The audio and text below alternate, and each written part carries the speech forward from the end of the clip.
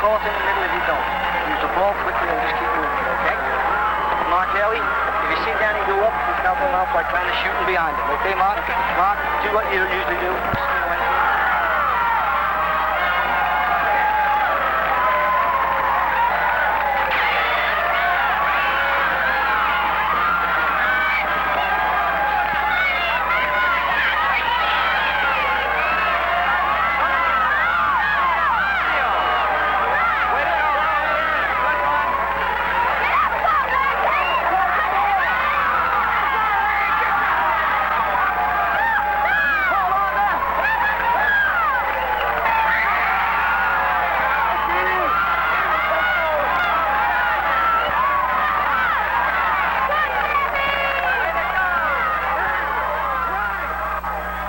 Dr. Arnold Beiser, psychiatrist and author of Madness in Sports, has studied extensively the relationship between parent and child in sports. One thing is that all parents live vicariously through their children. However, if that vicarious participation in the life of the child has certain characteristics that can be quite destructive, I think. For example, if the parent withholds his interest, his love and affection for the child, if the child doesn't or succeed in sports, the child has a really difficult time. That is, not only does he have the unhappiness of not having won, but he has the punishment of lack of support from his family. When I didn't do well, I felt that I wasn't, I don't know, loved, or I wasn't as big in my father's eyes as I was when I won, you know, and that's a pretty big burden to take. We talked with some of America's best women swimmers from the past several years about their development as world-class athletes. A number of these women won Olympic medals, and all were national champions. When I did not do as well as I wanted to do, I would just be totally depressed, and the whole depression would affect, you know, your whole family, because of the attitude that your parents would project, you know, really was a carryover. And it got to be, instead of getting up on the blocks and thinking positive and working towards a goal, like if you wanted to do some particular thing in some particular event, it got so I had a fear of getting up on the blocks, more of a fear of failure, as opposed to, you know, just doing the best I could. Faster! Faster! Come on, Tammy, faster! Faster! Go, Tammy, faster! Go! Go! Faster! Come on, Tammy, faster! Faster! Go, Tammy! Go! Quit fighting and get moving! Cheer from. See them, honey?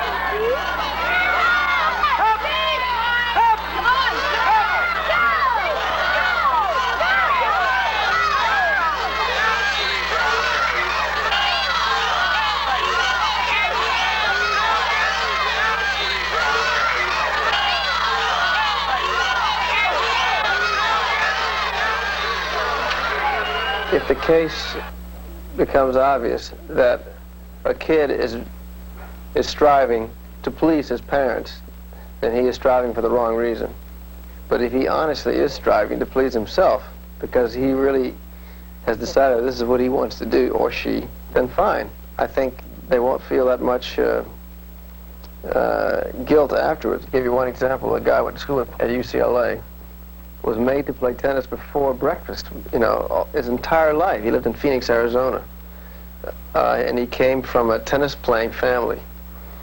And he was one of the best junior players around. His father made him play tennis. And he played on a scholarship at UCLA. And when he played his last varsity match for UCLA, he put down his racket and he's never touched a racket again. Now, on the curve. Hug it, hug it. Come on, Beth. Go, babe. Atta girl. Come on, Dee Dee. Push it, push it. Go, go, go. Come on, Beth. Now, now, now. Go, Beth, go. Go, go. when a coach starts yelling at you, you know, then you get all nervous and you say, if I make a mistake, you know, then he's going to get mad at me and I might get kicked off the team. So you go out there and you make the mistake anyways. Because our society places a tremendous emphasis on sports, the pre-adolescent coach has a crucial role in the child's early physical and psychological development. Many youth coaches have little or no training in dealing with youngsters and turn to the most visible model, the professional coach. Instilled with the professional cliche, winning isn't everything, it's the only thing, they drive their youngsters to perform under the same proficiency as the professionals they saw on television the Sunday before. Those children who will not deliver the championship or the winning season are rejected. Go home and get your friends. We want some good talent out here, too. Don't just go home and get some little guy that weighs about 60 pounds, you know, can hardly stand up and walk. Go home, get some good talent. Now, I think everybody knows we were champions last year. We had the first place team last year. And I think we want to keep it for this year, too. But that depends on you guys. Open, close, open, close, open, close, down. Oh, we had a failure in the group. Oh, God. Up. Keep up, keep up, keep up. Go! All right, next group. Let's go, let's go. Woo! 17. Go! 17. Go! 17. Go! 17. Go! 17. Go! He's gonna beat you. Get back down and do it. Come on. You're gonna get out fast now. This man gonna beat you to death. 17. Go! Go! Come back here, boy. Get you standing up there anticipating that I'm gonna kick you. Go! Go! Oh. Yeah, it's kind of hard on your neck, huh? Go!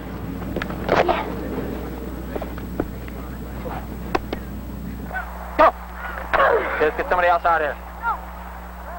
Ready? Go! Go! Go! Go! Go! Go! Go! Go! That's 4. Come on, come on, come on, come on. Right back, Andy. Let's get somebody in his place. Am I ready? Go! Go! Come on, come on, come on. Get another guy right here. I don't care. Anybody. Let's go. Come on, stand up. Stand up. What's wrong? Hold it out. What'd you get hit on? The fingers? All right, get in line. Go ahead. Get out here. Move your feet. Come on. Move your feet. Closer together. Use your shoulder, Andy. Left shoulder.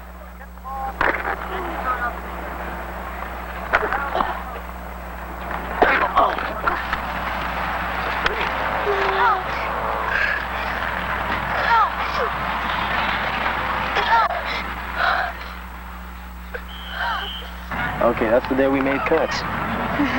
And both your names are on the list to be cut on Friday. I think you have to maybe mature a little bit more before you could play football. And I think next year you'd be fine. It'll be here before you know it next year. Seems like the season just ended yesterday from last year. So hope I see both you guys out here next year, okay? Here at San Jose State, we've done only about 5 pieces of work investigating what happens to children or how children feel that are eliminated from a program.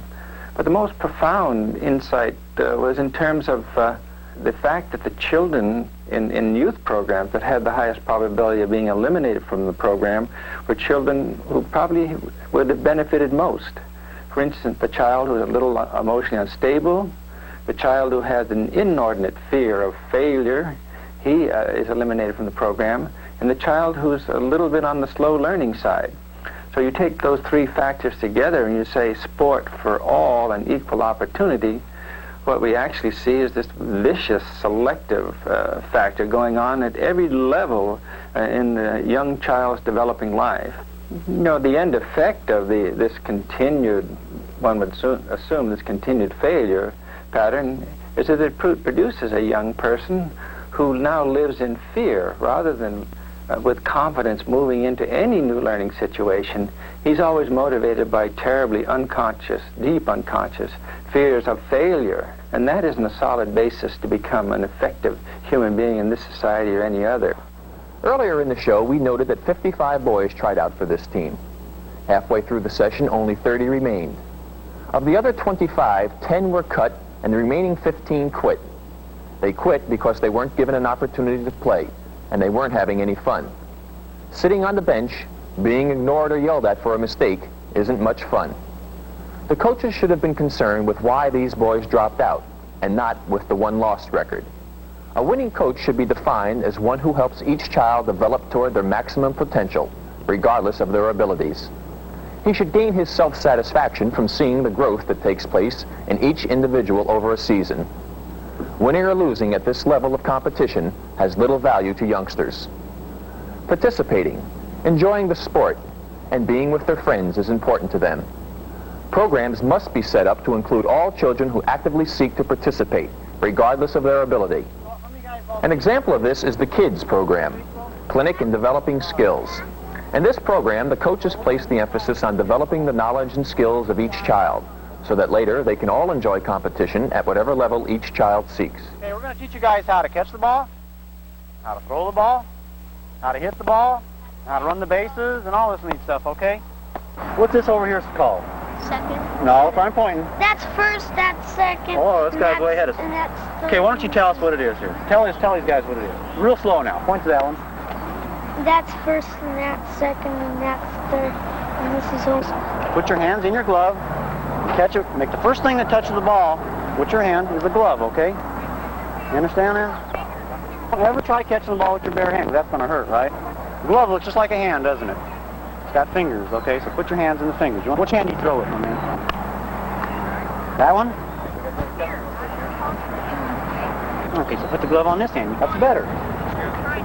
Atta boy. The third base line and outside the first base line. Somebody raise your hand and tell me, Craig. Foul territory. A little bit about positions. This is home plate, first base, second base, third base. Okay? And little people in here in red are where you're going to stand when you play these. There you go. Okay, you ready? Well, really, you make a decision. Atta boy. Good. See how you caught that ball with two hands? With two hands. Okay, do you have the ball like this? Remember, try to remember. Okay, you ready? Good job. Uh-oh, it's all right. Move your bat. Just throw, Bobby. Don't forget to do, guys and gals. Got to touch the base. Okay, come on, guys. Run around. Keep going.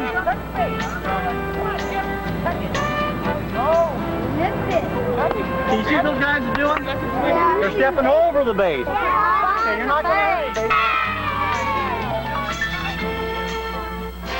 At the levels of playoffs and championship games, the adults often lose their perspective. At this level of competition, everyone becomes only concerned with winning that championship. The game becomes so important that the youngster feels that he's letting down his parents in his hometown if he loses.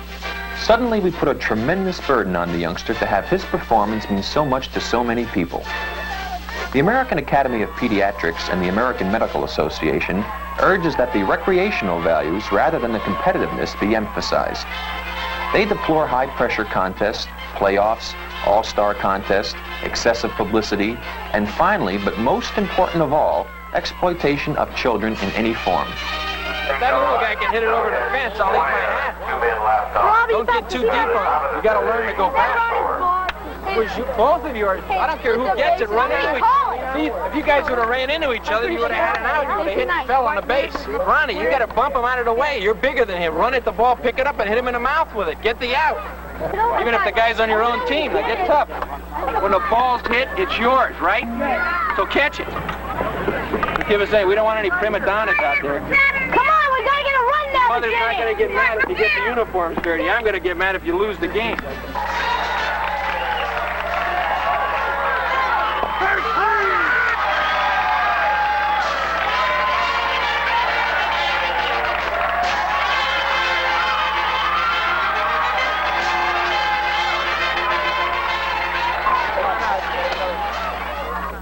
winning is rewarded handsomely. So the drive to win is very strong, because when you do win, you know that you're rewarded with, I don't know, adulation, publicity, prizes, money, etc. And if you play well and are a good sport but don't win, you don't get all of that prize, fame, publicity, etc. You do things that will make you successful in the public eye, so you'll be rewarded. And failure is punished, sort of negatively, by not getting the things you'd get if you were successful. Ricky, don't you know how to check? Ricky, check! Ice that thing, get it out of there! Elbowing, elbowing! Elbowing! You elbowing, that's it. Come on, let's...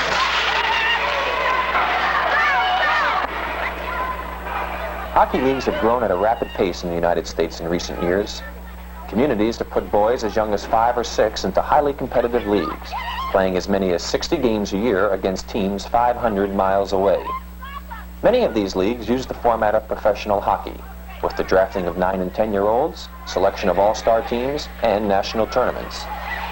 Again, following the lead of professional hockey, many youth programs become overly commercial and violent in the drive to produce a winning team. Caught up in this drive to win, many parents and coaches sacrifice the child's enjoyment of the sport. Instead of teaching skills, they stress body checking and physical intimidation, even emphasizing retaliation and violence. If he's against those boards, let him have it. Don't ever miss that opportunity. If he's against the boards, let him have it if he's got the puck. Put him. Right. If he's got the puck, man, you can just let him have it as hard as possible. Put him right out of play. That's one less guy you have to worry about if he's laying down, right? Hockey is of vital importance to Canadians, but it exhibits all the fanaticism and neurosis of American youth sports. Canadian hockey leagues push their children into highly competitive teams with the goal of developing future professionals. However, over 99% of these children will be eliminated before reaching the professional level. This has led Canada to begin to restructure its youth hockey leagues, emphasizing recreational values rather than winning and professionalism. The Sports Institute for Research at the University of Windsor finds sports at the younger levels should de-emphasize the winning at all costs syndrome and emphasize fun, recreation, and the development of skills. The University of Windsor developed a program for children under 11 that eliminates records of goals scored and team standings. The Sports Institute has found that the children in this league show less frustration, anxiety, and aggression than those players on traditional teams. The league emphasizes participation of every player, regardless of ability.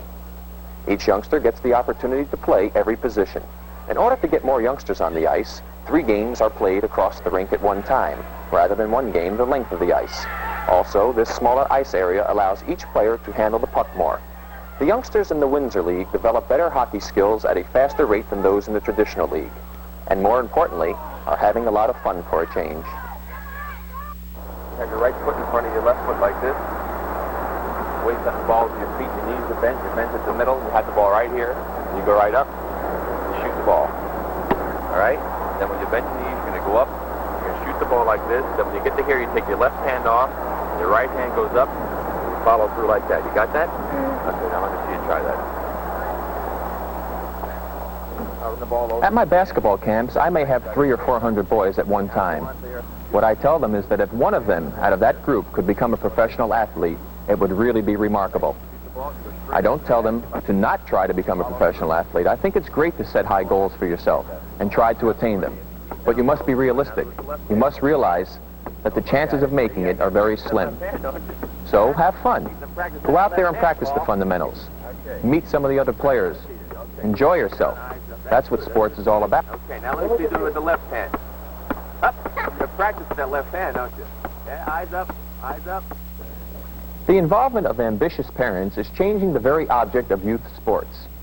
A football game has become large stadiums, fancy uniforms, and demanding fans. The responsibility on the child grows from just having fun and developing skills to competing for the hometown or for mom and dad. If young children are to reap the full benefit of sports, the emphasis must return to fun and socialization.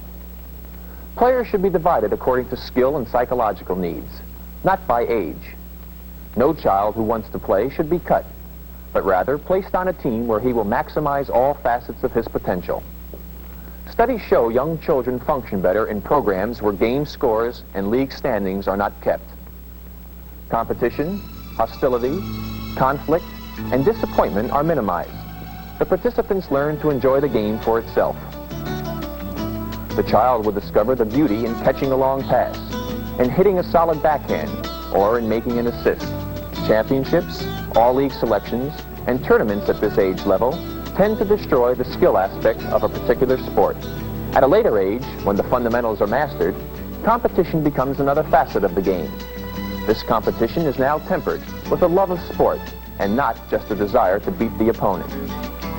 It's time for parents and coaches and league officials to redirect their goals away from the final score. Only one person is going to win a race, and we can't all be that type of winner. Success is relative at this age. Maybe he finished last, but he's improved his time from the week before. What's important is to point out he's been successful, or better yet, for him to decide what success is, and for us to help him achieve it. Winning really isn't everything.